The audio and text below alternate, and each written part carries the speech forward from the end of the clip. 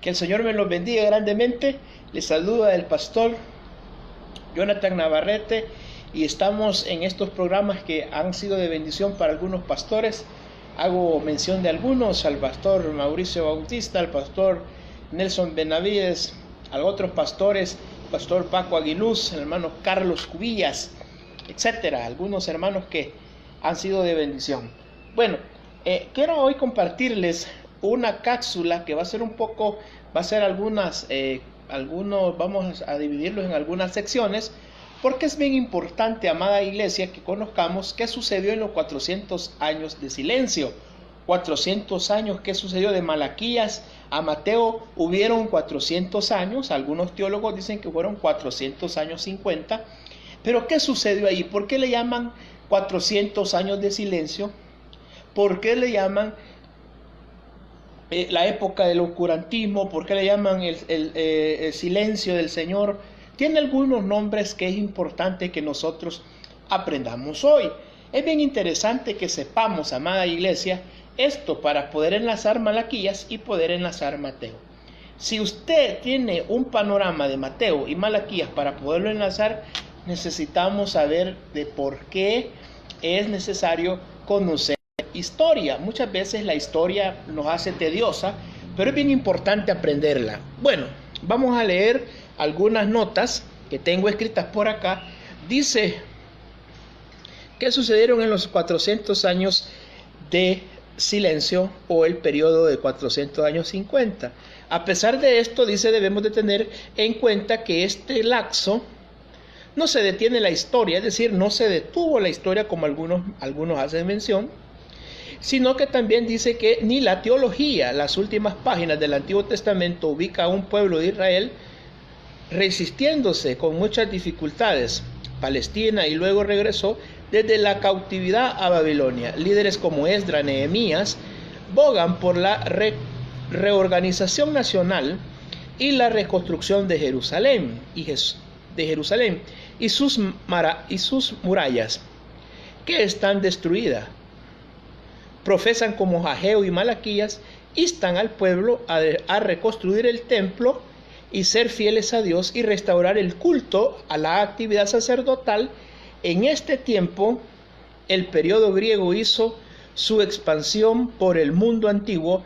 Aquí veremos los hechos más importantes del imperio griego hasta el imperio romano. ¿Por qué hasta el imperio romano? Porque el imperio romano es cuando Jesús llega a su primer visita, él viene su primera vez.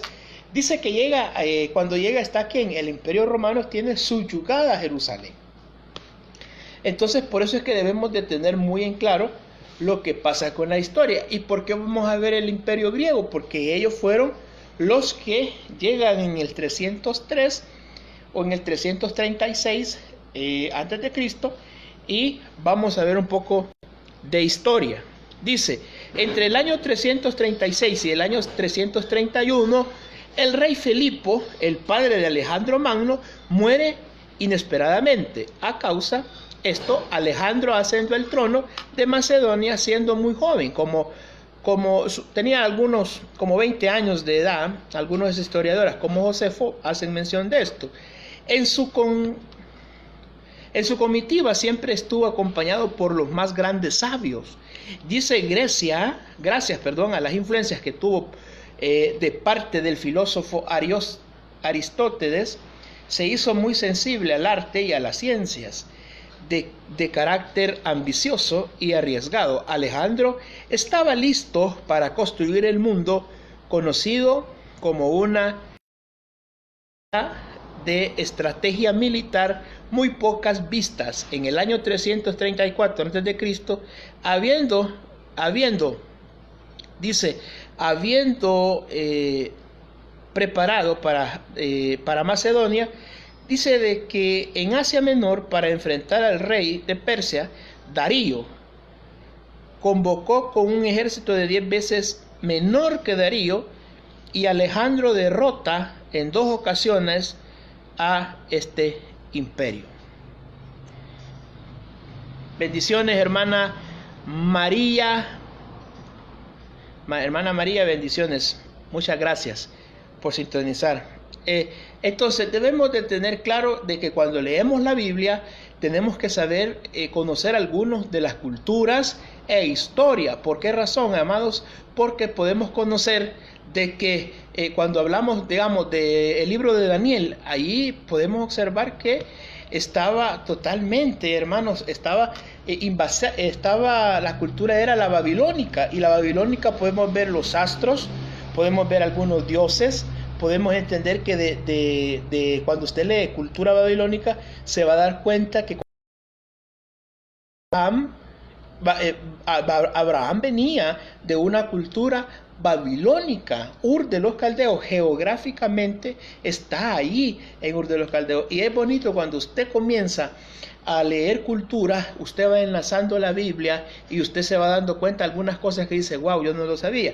Imagínense que cuando Sara le dice a Abraham, toma a la criada, que en este caso era la señora, se me olvida el nombre, hermano, se me va el nombre, le dice, toma a la criada, Abraham va, pero esa cultura era babilónica, no era una cultura que ellos practicaban. Entonces Sara y Abraham venían trayendo culturas babilónicas. Entonces hay que conocer la cultura egipcia, la cultura babilónica, la cultura griega, porque hoy vamos a dar cuenta con esta historia por qué la Biblia fue escrita en griego. Si la lengua natal o la lengua original es hebrea, la de la Biblia es hebrea, entonces ¿por qué? Pero hubieron mezclas de cultura y por eso debemos de conocer algunos contextos culturales. Por eso es que es bien hermoso cuando usted conoce cultura y usted cuando lee un pasaje se da cuenta que en ese momento cultural era una cultura diferente a la cultura israelita, llamémosle así, porque Israel, judío, son diferentes. El Israel, el hebreo y el judío es geográficamente Israel es la parte de tierra. El judío es el que practica la religión judaica y hace toda la liturgia judaica, y el hebreo es el que cruzó del río. Eso es lo que significa el que cruza del río. Ahora sigamos con esto. En el año 333 a.C., Alejandro Magno conquista la costa oriental del Mediterráneo. La primera invasión va con Tiro para dominar desde allí a todos los pueblos de Palestina. Y podemos observar, hermanos, que ellos llegan a esa ciudad, y cuando entran a Jerusalén por fuerza, sino que oiga bien, esto es lo que me gusta de ir aprendiendo cultura o historia, de que cuando Alejandro Magno invade a Jerusalén, lo hermoso es que este señor, Alejandro Magno, que era un joven, pero era capaz y tenía una mentalidad militante que podía, por eso es que Daniel le dice que va a conquistar los reinos. Este señor es el leopardo, el imperio griego es el leopardo que habla Daniel. Entonces él conquista rápidamente, pero dice, no entró a la ciudad de Jerusalén por fuerza. Fíjense cómo él entra, no entró por fuerza, sino que tuvo por consideración a los judíos, dándoles la posibilidad, garantía de paz.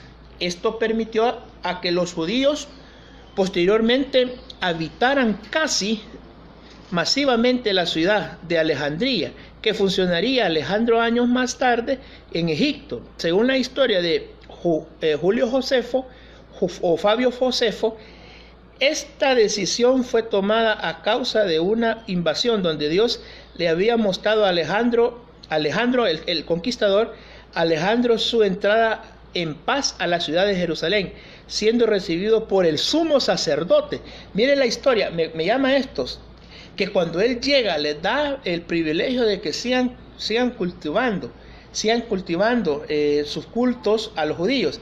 Pero cuando él entra dice que el sumo sacerdote lo recibe a Alejandro Magno. Dice, y así fue, entró a Jerusalén y lo esperaban todos los sacerdotes con sus vestiduras ceremoniales. Alejandro se postró delante del sumo sacerdote en reconocimiento de Dios. Los judíos le mostraron a Alejandro las profecías de Daniel e hizo referencia a su persona. Esto terminó de convencer a Alejandro de que era un elegido de Dios. Posteriormente, Siria y Egipto se sometieron a él sin resistencia, es decir, no mató a nadie, sino que el pueblo judío no se resistió, pero Alejandro Magno reconoció que ese pueblo era de Dios. Entonces, bien preciosa la historia.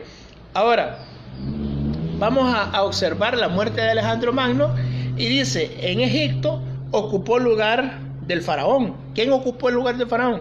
Alejandro Magno.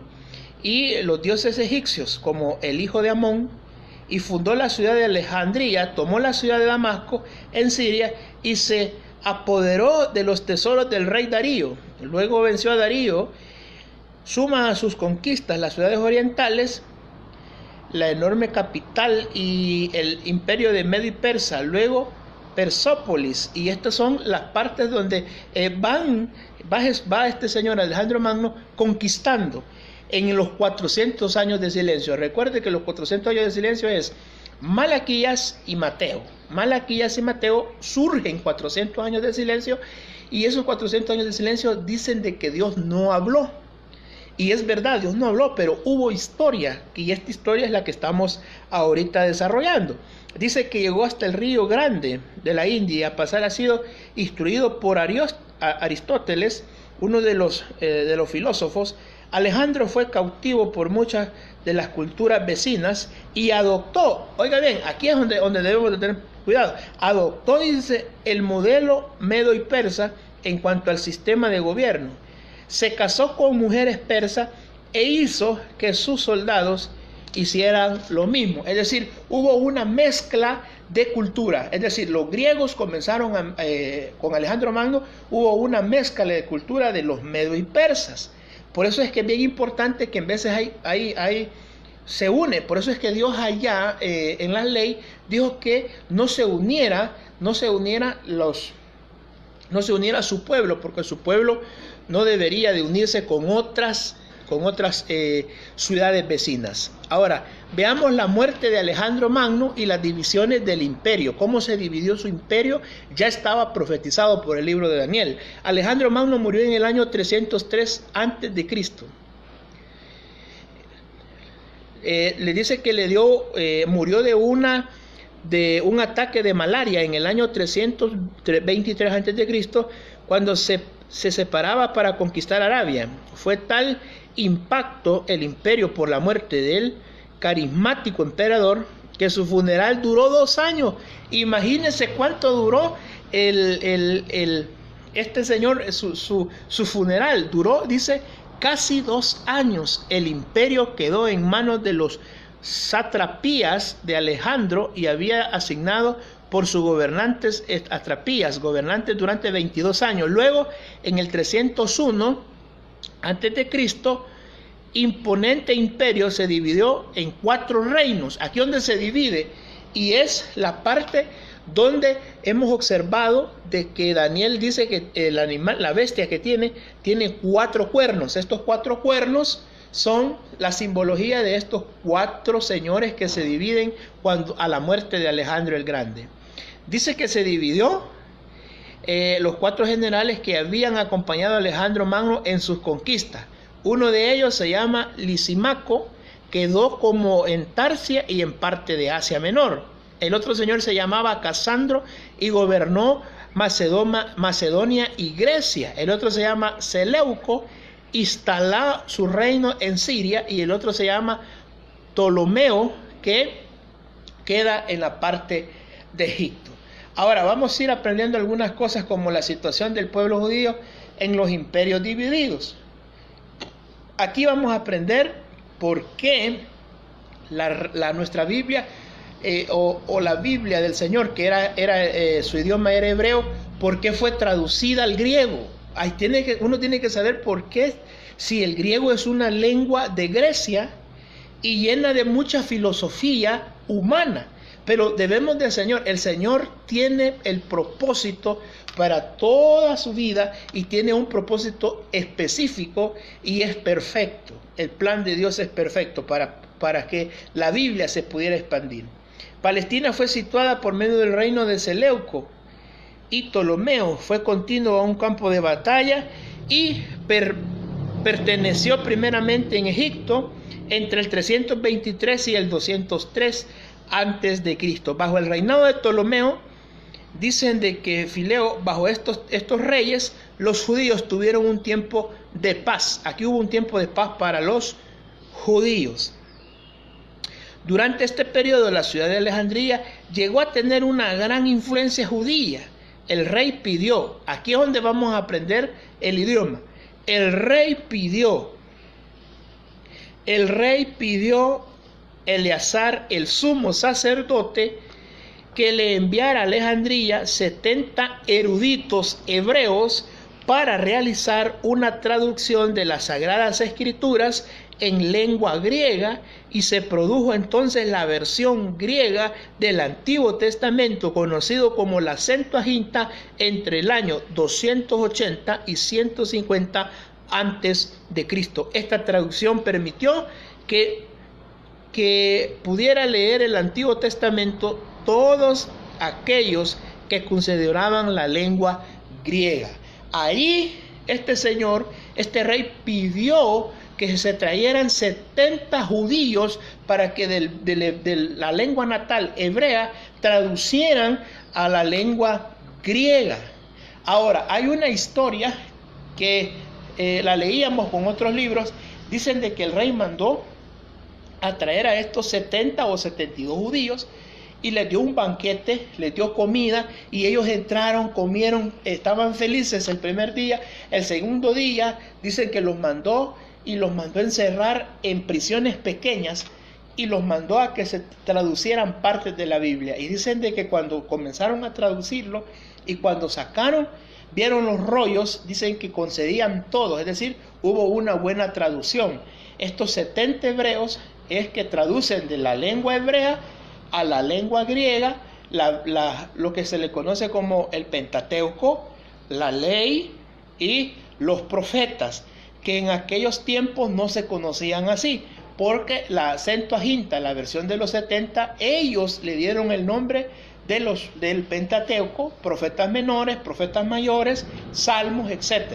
Antes la Biblia no se conocía así, tenía algunos nombres distintos que en otra ocasión se los daré. Se le conocía como partes de las escrituras hebreas. Ahora, ¿por qué es importante? Dice que en el año 198, Antíoco III, el Grande, reconquistó Palestina para los seleucos. Posteriormente, Antíoco IV, que se había llamado Teo Epifanes. Esta es otra cosa histórica que Jesús lo menciona en el capítulo 24, versículo 15 de Mateo. Imagínense que cuando usted conoce la historia, usted se va dando cuenta de algunas cosas que mencionó Jesús y mencionaron algunos apóstoles. Este señor llamado Antíoco IV, que él se denomina llamar Teo Epifanes, que traducido quiere decir, Teo es Dios, traducido quiere decir Dios manifiesto. Pero este señor era pagano, era un señor de que era pagano y era un señor que le hacía manifiestas al dios Zeus, era a un dios griego. Entonces dice que este Teo Epifanes, que quiere decir Dios manifiesto, decidió exterminar al pueblo judío y su religión. Aquí comienza, después de una paz de los judíos, comienza una persecución, comienza una matazón de personas, comienza a ser, este señor es un tipo, así se le conoce, es un tipo del anticristo. Por eso es que Jesús lo menciona en el capítulo 15. Dice que este Teo Epifanes o Antíoco IV, que significa Dios manifiesto, Dice que en el año 168 a.C., Antíoco fracasó en un ataque contra Egipto y descargó su furia contra Jerusalén y destruyó la ciudad. Hizo un altar a Júpiter. Oiga, hizo un altar a Júpiter en el templo, profanó el templo, prohibió el culto y la circuncisión, destruyó todas las copias de las Sagradas Escrituras. Dice que se encontró y mató a toda persona que poseía un ejemplar de las Escrituras. Y dice que torturó a los judíos con la intensidad de hacerlos renunciar a la religión. Según los judíos de la época, Antíoco Epifanes cumplía con valores proféticos del libro de Daniel. Ya lo había profetizado Daniel.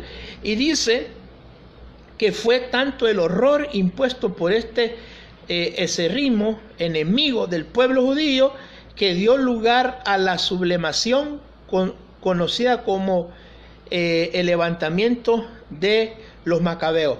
Este señor fue uno de los perversos. Prohibió el culto al judío, prohibió la incircuncisión, que eran actos litúrgicos valorosos para el pueblo judío. Y no solamente esto, este señor dice que profanó el templo, entró en